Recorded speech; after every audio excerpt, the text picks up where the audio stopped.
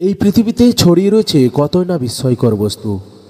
সমুদ্রের তলদেশ, পাহাড় পর্বত, নদী নালা, হ্রদ, উপত্যকা সব কিছুই যেন উপরওয়ালার হাতের নৈপুণ সৃষ্টির এক অভূতপূর্ব ভাণ্ডার। সমুদ্রগর্ভের প্রবাল প্রাচীর এমনই এক বিস্ময়কর বস্তু। সুন্দর রঙের মহিমায় খুব সহজেই মানুষের মন জয় করে নিতে পারে এই প্রবাল।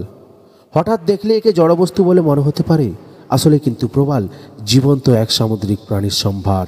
এদের সাথেই প্রবাল প্রাচীরে বাস করে আরও অনেক উদ্ভিদ ও প্রাণী।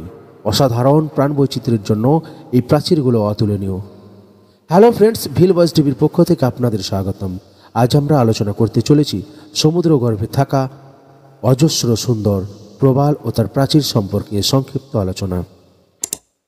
বিস্ময়কর সামুদ্রিক জীব প্রবাল।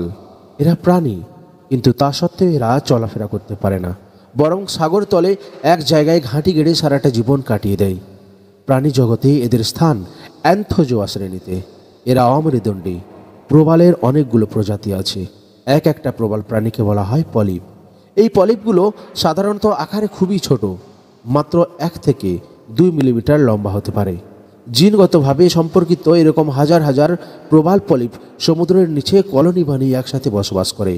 এই কলোনি থেকেই গড়ে ওঠে প্রবাল প্রাচীর। প্রবাল প্রাচীর দেখতে অভূতপূর্ব সুন্দর। এগুলো বাদামি, লাল, নীল, সবুজ, হলুদ, সোনালি ইত্যাদি নানা রঙের রাঙানো থাকে। একই প্রাচীরের আলাদা আলাদা অংশ আলাদা আলাদা আকারের হতে পারে। কোনো কোনো প্রবাল হরিণের শিংয়ের মতো, তো কেউ আবার মৌমাছির চাক, কেউ আবার মানুষের মস্তিষ্কের আকৃতির। প্রবাল প্রাচীরের মূল উপাদান প্রবালখরিত ক্যালসিয়াম কার্বনেট। এছাড়াও প্রাচীরে বসবাসকারী অ্যালজি, স্পঞ্জ এবং অন্যান্য জীবরা এতে নানান উপাদান যোগ করে একে বর্ণবৈচিত্র্যকে আরও রাঙিয়ে তুলেছে। প্রাণী হিসাবে প্রবাল একেবারেই অনন্য। এদের খাওয়া দাওয়া থেকে শুরু করে বংশবৃদ্ধি সব কিছুই যেন অদ্ভুত। প্রবালের পলিপগুলো তাদের টেন্টাকেল বা আকর্ষের সাহায্যে সাগরের জলে ভেসে আসা অতি ক্ষুদ্র প্রাণী প্লাঙ্কটন শিকার করে খায়। সাধারণত রাতের বেলায় এরা এই শিকার ধরে। তবে এইভাবে পলিপগুলো তাদের পুষ্টি চাহিদার মাত্র 10% পূরণ করে। বাকি পুষ্টির বেশিরভাগটা আসে এদের দেহকলায় আশ্রয় নেওয়া অতি সূক্ষ্ম অ্যালজিদের কাছ থেকে। গ্রীষ্মমণ্ডলীয় সমুদ্রের অগভীর তলদেশে সাধারণত প্রবাল প্রাচীর দেখতে পাওয়া যায়। তবে গভীর সমুদ্র বা নাতিশীতোষ্ণ ও শীতপ্রধান অঞ্চলেও কিছু কিছু প্রবাল প্রাচীর দেখা যায়। সাগর মহাসাগরের পরিষ্কার তরঙ্গোচ্ছল স্বচ্ছ জল প্রবালের পক্ষে অনুকূল। পৃথিবীর নানা প্রান্তে নানা ধরনের প্রবাল প্রাচীর রয়েছে, যেমন উপকূলীয় প্রবাল প্রাচীর, Australian great barrier reef, Lakshadweep প্রবাল প্রাচীর এদের মধ্যে অন্যতম। সমুদ্রগর্ভের প্রবাল প্রাচীরগুলো আমাদের অমূল্য প্রাকৃতিক সম্পদ। সব জায়গাতেই এগুলোকে কেন্দ্র করে গড়ে ওঠে স্কুবা ডাইভিং ও পর্যটনের জনপ্রিয় কেন্দ্র। আকর্ষণীয় রঙের জন্য অলঙ্কার শিল্পে প্রবাল ব্যবহার করা হয়।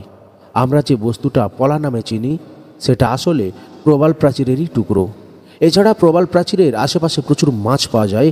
আধুনিক গবেষণায় জানা গেছে প্রবাল থেকে অ্যালঝাইমার্স, ক্যান্সার ইত্যাদি দুরারোগ্য ওষুধ তৈরির মাছও এইখানে পাওয়া যায়। তবে প্রবাল প্রাচীরের গুরুত্বকে কেবল অর্থনৈতিক মাপকাঠিতে বিচার করলে ভুল হবে, কারণ এগুলোর রয়েছে অসাধারণ প্রাকৃতিক গুরুত্ব। অগভীর সমুদ্রের প্রবাল প্রাচীরগুলো ঢেউ ও জলোচ্ছ্বাসের আঘাত থেকে উপকূলীয় ভূমিকে বাঁচাতে বিরাট ভূমিকা নেয়। এছাড়া অতুলনীয় প্রাণ বৈচিত্র্যের জন্য প্রবাল প্রাচীরকে বলা হয় সমুদ্রের বৃষ্টিবন।